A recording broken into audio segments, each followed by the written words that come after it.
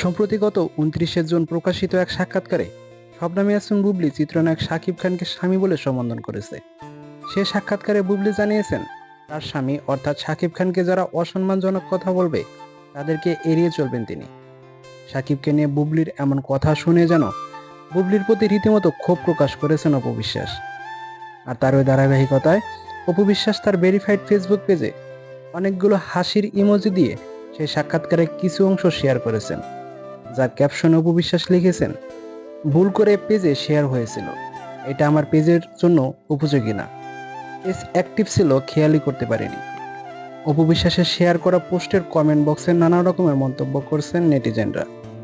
এদিকে অপু বিশ্বাসের নতুন গাড়ি কেনা নিয়ে সোশ্যাল মিডিয়ায় একটা গুঞ্জন তৈরি হয়েছে।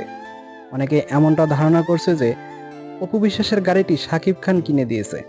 তবে অপু বিশ্বাস সেই গুঞ্জনকে উড়িয়ে দিয়ে এক সাক্ষাৎকারে বলেন, আমি বুঝি না বারবার কেন শাকিবকে নিয়ে মানুষের কথা বলতে হবে।